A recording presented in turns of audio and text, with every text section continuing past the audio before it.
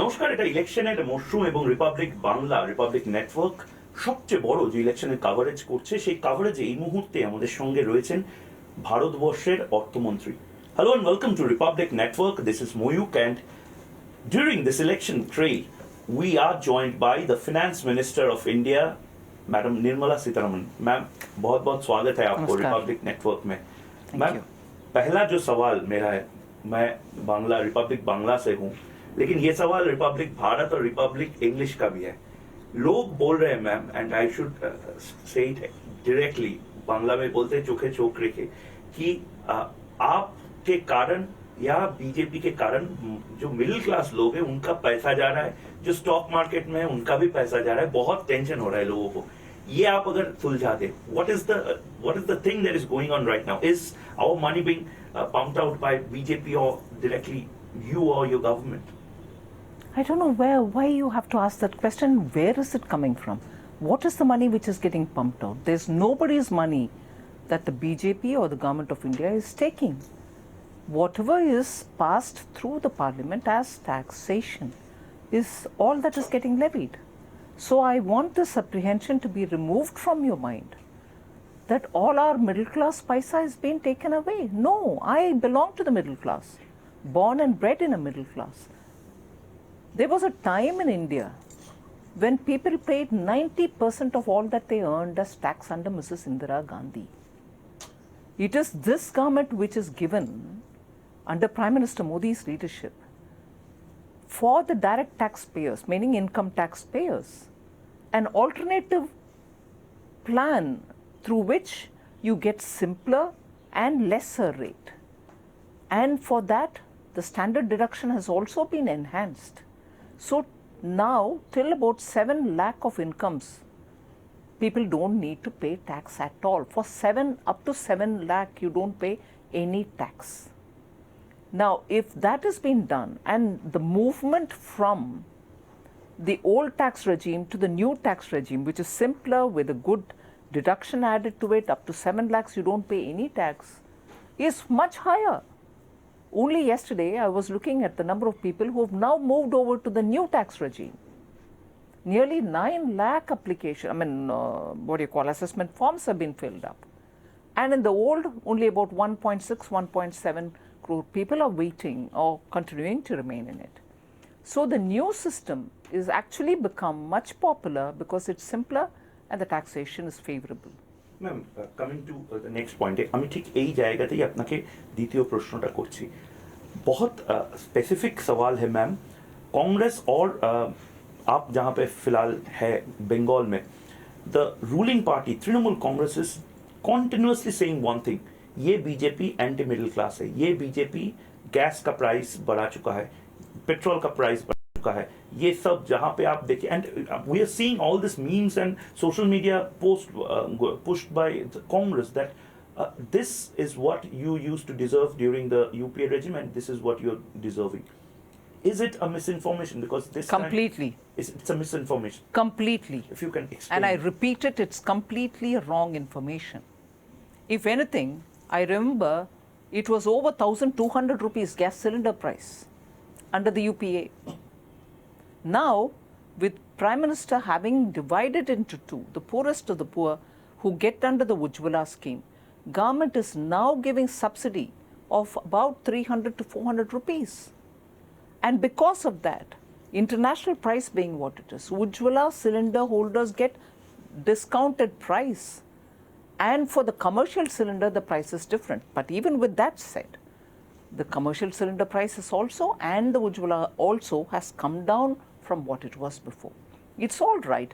If people want it cheaper, it's a different angle, for which the government will have to listen to them and see what is best which we can do. Similarly, I want to ask of you, in 2021, wasn't it the Prime Minister who reduced the excise duty on petrol and diesel? Again, in June of 2022, if I remember correct, it was Prime Minister who reduced, March or June, in 2022, it was the central government, Prime Minister's direction, that the excise duty on petrol and diesel was brought down. As a result, the price came down. Now it's a different story altogether. In non-BJP ruled states, where the state governments did not do their commensurate reduction after the centre reduced its share of the excise duty. Now, without doing that, you keep saying, look at it, middle class is suffering because Prime Minister Modi's taxes are falling heavily on you. That is not true at all. If anything, in spite of the increase in the international market, we were also bringing down the excise duty only because we don't want the ordinary middle class to suffer. Similar was the case with farmers. Fertilizer prices globally went up 10 times, 20 times, like that. So a bag full of fertilizer was 300 rupees. Even today it is 300 for the farmer. We import all our fertilizers. They reach the price of 3,000 rupees a bag, which is sold to the farmer at 300. Not once did we raise the price for the farmer. And farmers also, some of them, belong to the middle class.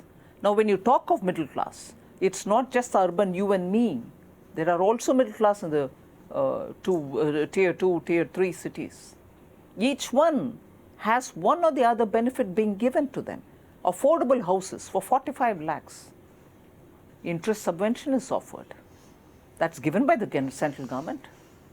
Similarly, for businesses which are run by MSME units, who are also middle class people who are running their units, manufacturing units, there are concessional loans given to them. During the COVID, across the board for all the MSMEs, we gave emergency credit liquidity guarantee scheme, where the central government guaranteed you didn't have to give additional collateral. How do you combat this misinformation?